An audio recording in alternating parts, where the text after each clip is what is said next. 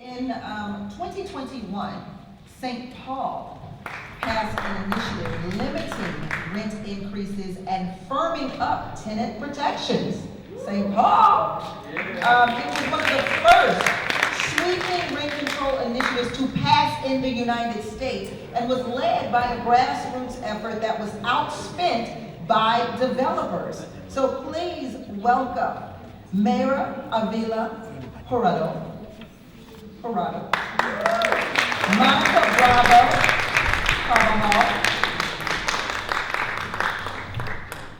and Magaret Kaplan, and Ivory. Mayra is the housing organizer for Westside Community Organization in St. Paul, Minnesota. Monica is the executive director of the Westside Community Organization in St. Paul, Minnesota. She previously was a regional organizer for a faith-based organization and a labor organizer with SEIU 1 in St. Paul. And Margaret is the president of the Housing and Justice Center, an advocacy and legal organization for affordable housing and civil rights to housing in St. Paul, Minnesota. And Ivory is the associate director of Housing Justice Center in St. Paul, Minnesota.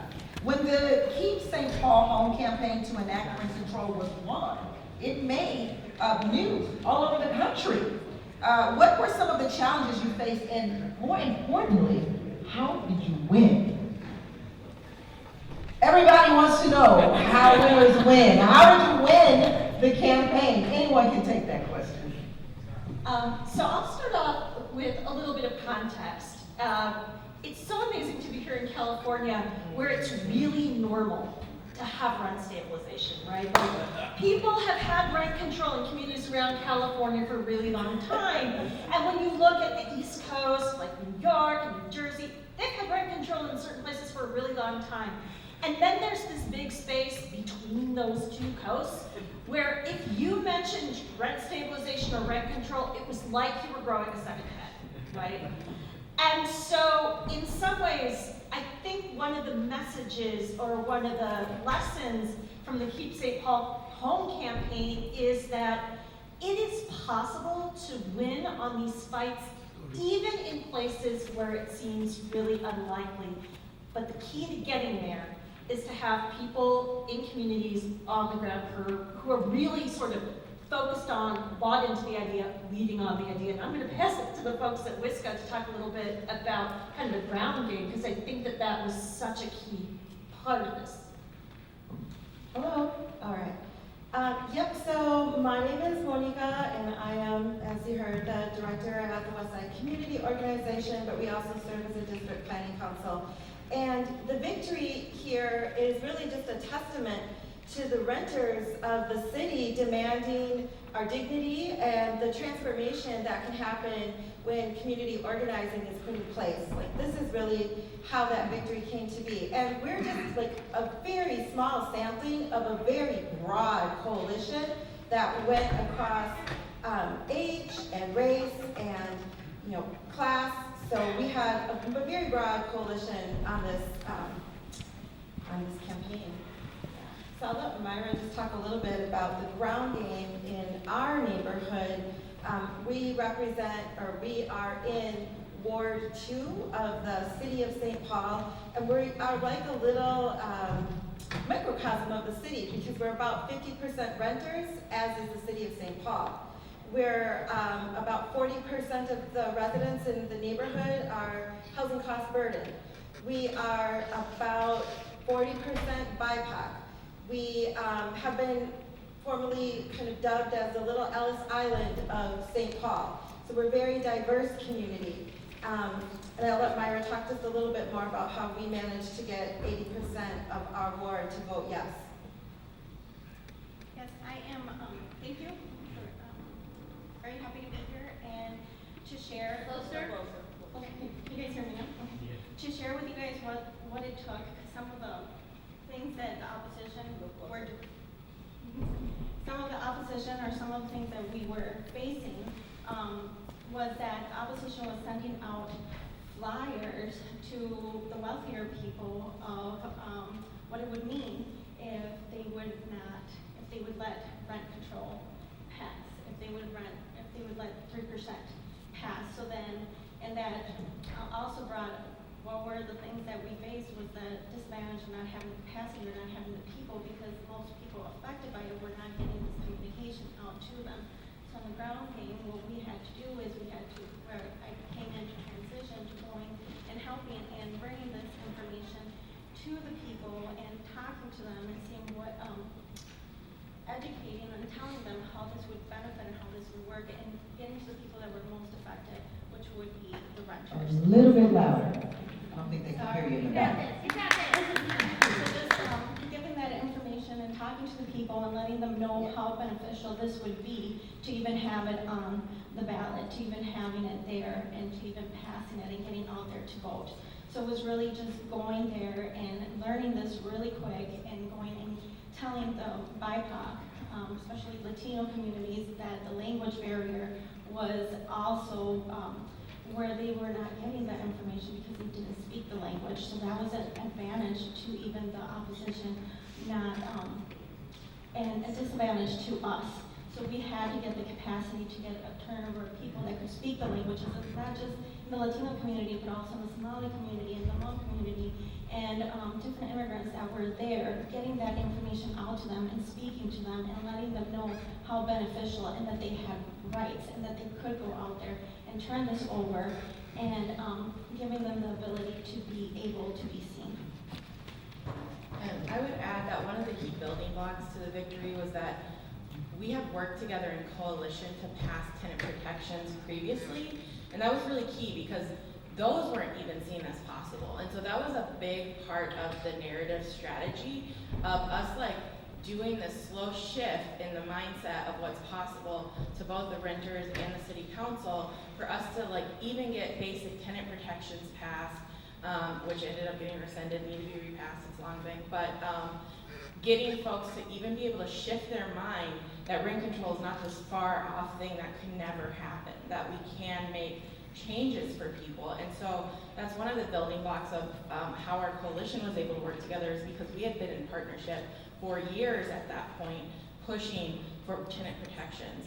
And then I would say the other opposition that we really saw was a lot of racist narrative about how renters did not know what they needed. They did not know what rent control meant, that activists were not experts, that we did not understand what we were asking for. And so a key part of our campaign was getting ahead of that communication, calling it racist, talking about how that opposition was really belittling the voters, was really belittling the lived experience of the people that were voting for a policy. And that's an ongoing thing that we continue to have to fight, because that still comes up as we're fighting for the strong implementation of the policy.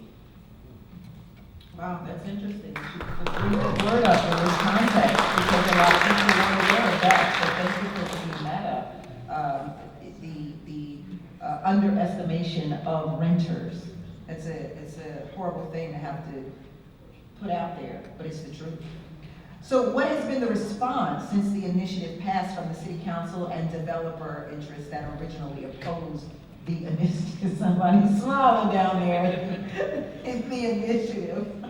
So one of the things that has been really interesting and that we felt as a coalition very quickly is, everybody worked together so hard, and so many people for so long, and got people out and did signatures and got it on the ballot, and people voted. And then by the next day, the opposition, the instant this was passed, started to put out a lot of false narratives about the impact of rent stabilization on the city of St. Paul. And a couple of things happened subsequent to passing rent stabilization.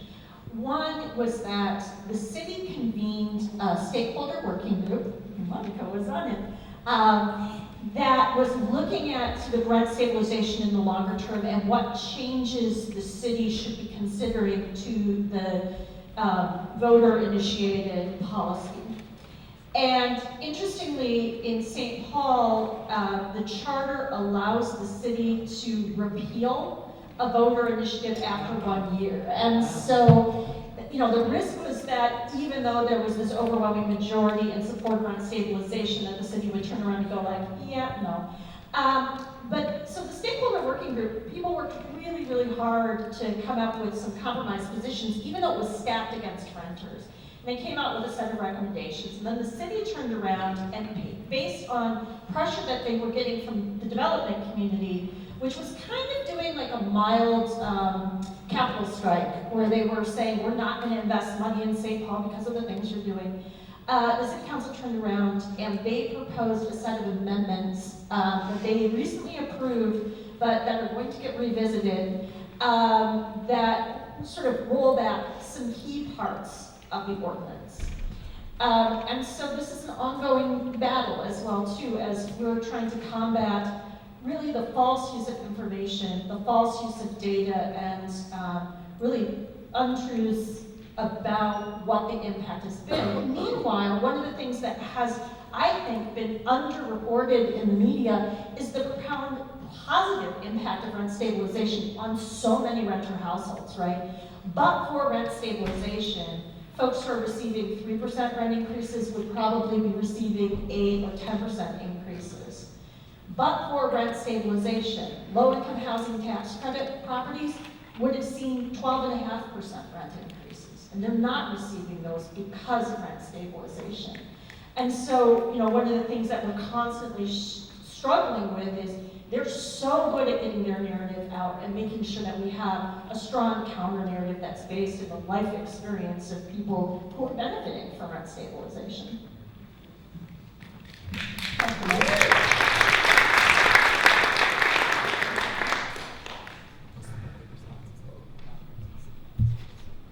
Oh, yeah, so the response. Overwhelmingly, the narrative that went out was that the sky is falling and St. Paul is going to die. And pretty much, our city council fell into that narrative. But the fight is not over. And the 31,000 voters will not be undermined. And there is an election cycle coming up in 2023. And they will all be up for election. So we will be taking this back, and we'll be getting the people in the seats who actually need to represent the people of the city. I think the other piece of this is that policy making wouldn't have to be in the hands of the residents of any city if people were doing their jobs. And so we need to hold people accountable to that, and that's what we're up to for this next phase. Same question.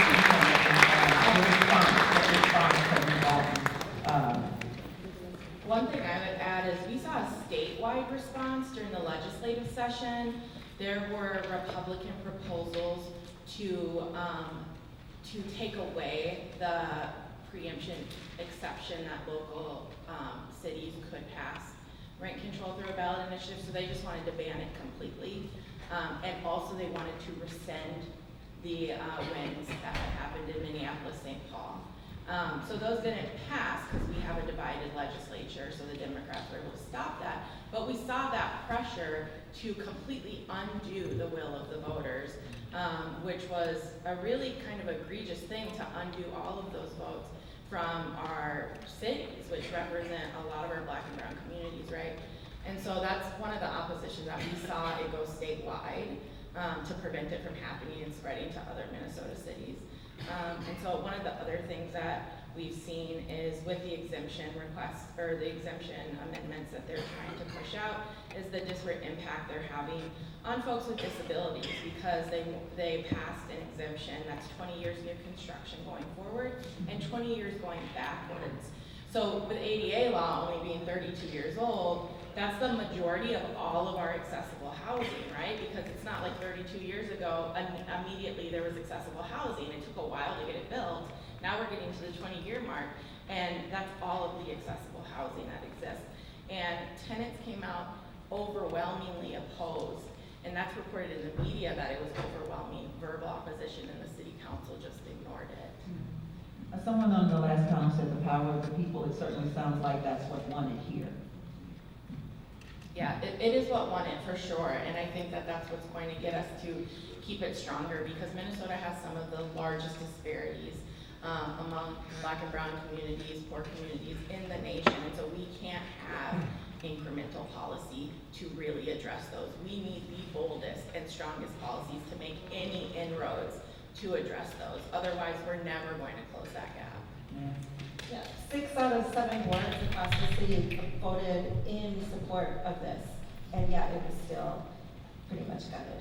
So, Yeah, and one of the things I'd say too, and it's interesting, right? Like the St. Paul Rent Stabilization Ordinance, even with the proposed changes that we are going to use the courts to fight back against, right, remains a really strong rent stabilization policy, right? It has a 3% cap.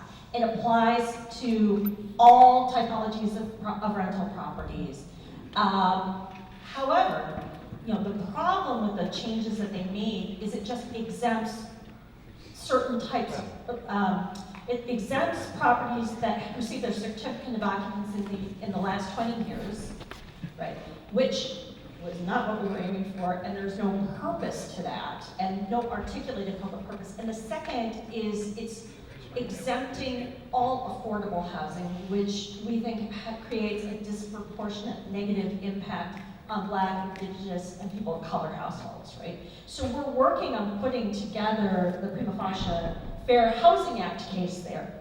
But it's a case we hope we never have to file. It's a case that we hope, once we present that to the council and they see what the data shows, and that they never explored less discriminatory alternatives, that they will want to avoid a lawsuit for violation of people's right to be free from discrimination. Yeah, and that's what this is all about. That's what it's all about. Thank you so much, St. Paul.